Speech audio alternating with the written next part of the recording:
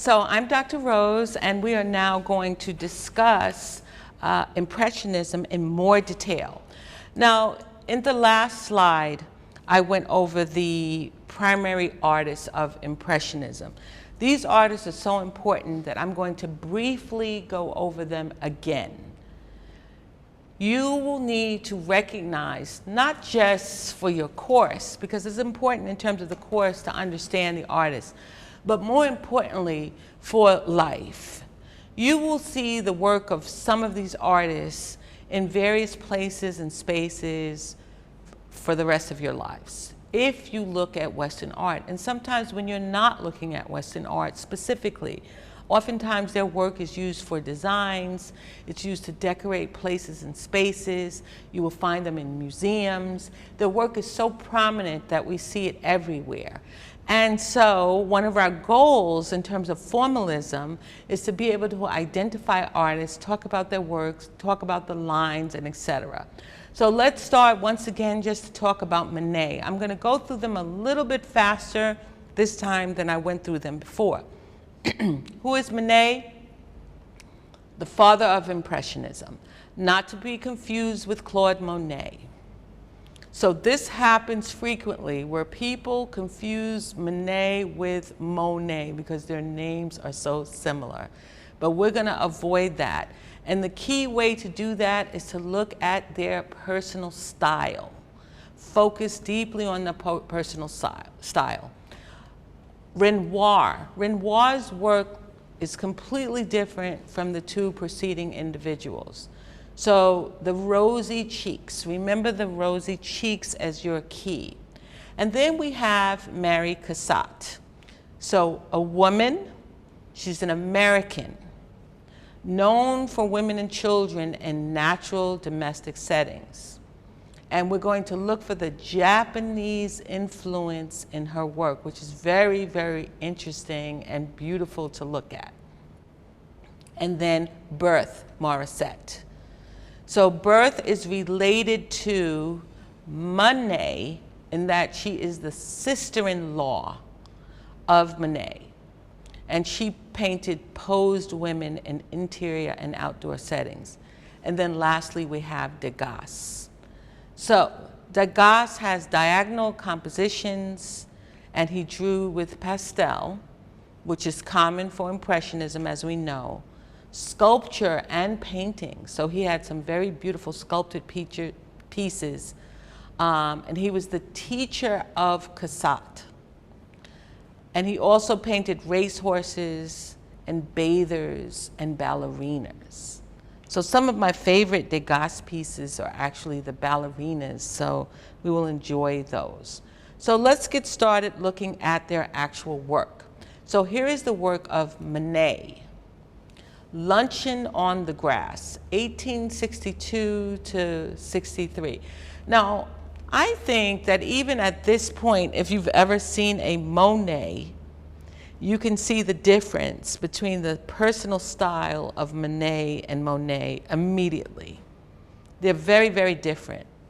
But in 1863, the jury rejected this painting, The Luncheon on the Grass by Edward Monet, because it depicted a nude woman with two clothed men at a picnic. So the unusually large number of rejected works that year set off a firestorm among French artists. So what does that mean? It means that the French artists were very, very upset. The Paris Salon rejected it for exhibition in 1863. But he exhibited it at the Salon des Refusés, Salon of the Rejected, later in the year. What does that mean? So the artists would create their pieces, they thought they were lovely, but then at the salon where they wanted to display them, they would get rejected. They would say, no, no, no, that's too risque. You have a naked woman sitting with two men. We're not going to have that in our salon. That's not appropriate. And so what did they do? They set up their own salon to display their paintings, and it was for all of the items that were rejected so they could still be shown. So Emperor Napoleon III had initiated the Salon of the Rejected after the Paris Salon rejected more than 4,000 paintings in 1863. So Manet was admired by Monet and his friends, and he led the discussions at Café Guerbois, where the group of artists frequently met. So these are French terms, and so don't worry too much about them, because I too sometimes have trouble pronouncing them because I don't speak French. And so consequently, don't worry about these terms, but be more concerned with the work related to the artist, how it looks, and so forth. So let's spend a moment looking at this art. So here we see perspective. Let's start with that. So our vantage point most likely becomes the naked woman, because people look at the painting and the first thing they see is it's a picnic and there's a naked woman. So that is probably the vantage point, or the focal point from most people's vantage point. Remember, the focal point is what is most prominent in the image. The vantage point is how you see it from your perspective, okay? So those two terms are different. So here we see the woman, her skin is very, very white. And so the use of such a light color really, really makes her stand out.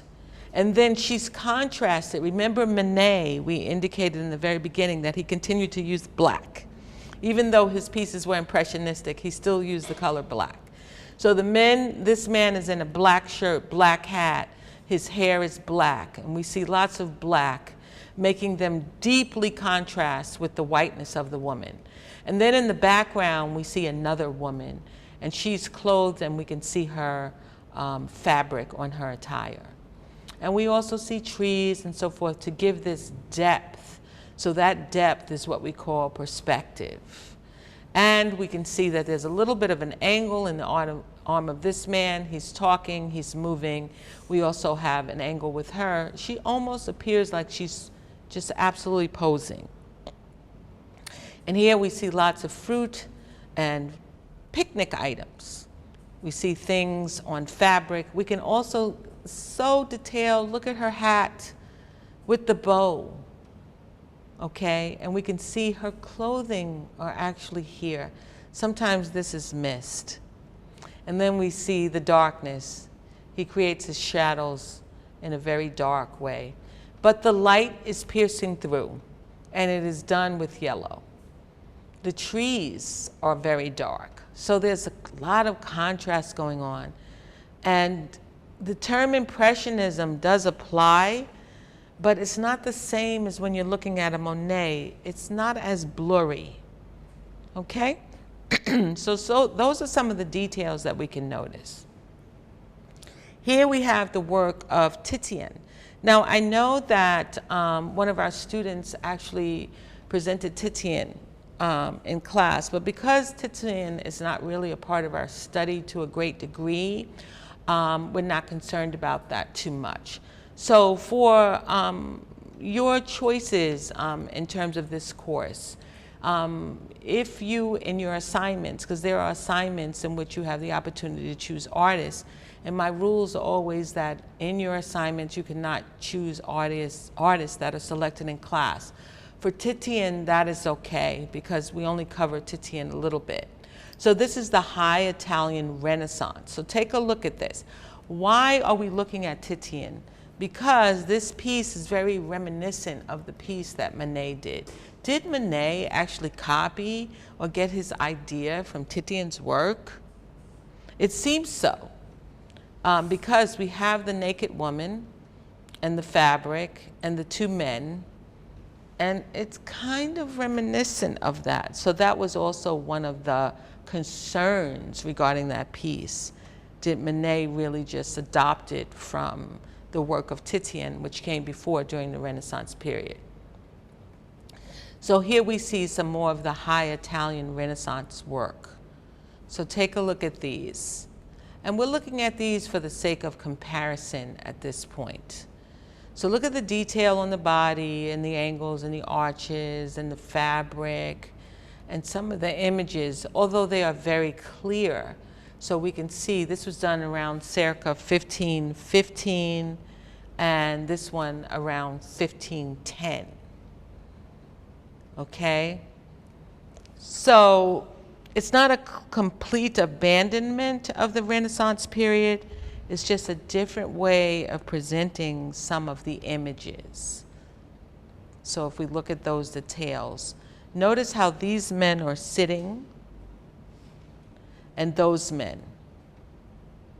Let's do that again. If we look at the slide of Edward Monet, not Monet, but Monet, we look at the men and how they are sitting, and we look at the naked woman, and we look at the Renaissance piece of Titian, and we see the same thing, a woman sitting with two naked men, and there's another one on the side. And then we look at the seating position or the seated position of the men in this image. We see some similarities.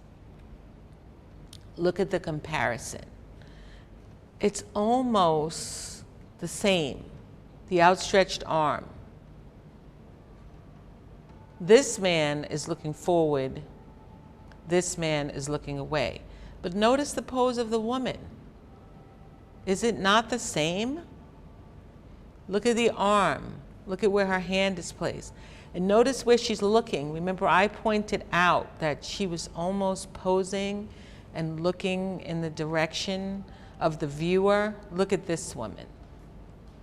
So yes, there are some differences, but there's also tremendous similarities. So this would be during the Renaissance period, and this would be the Impressionist period. So this would be Monet. So is this a form of neo? You know how we talked about neo meaning new. So luncheon on the grass, I want you to spend time with this image. I want you to look at it with a great deal of intensity and try to understand all that you're seeing. So now we move to Manet. We're still talking about the same individual, but we're looking at a different kind of piece. Another kind of Manet, Le Chemin de Fer, the railroad. Now let's analyze this beautiful piece. This is so lovely. First of all, black. Okay, remember Monet's personal style and impressionism will include the color black.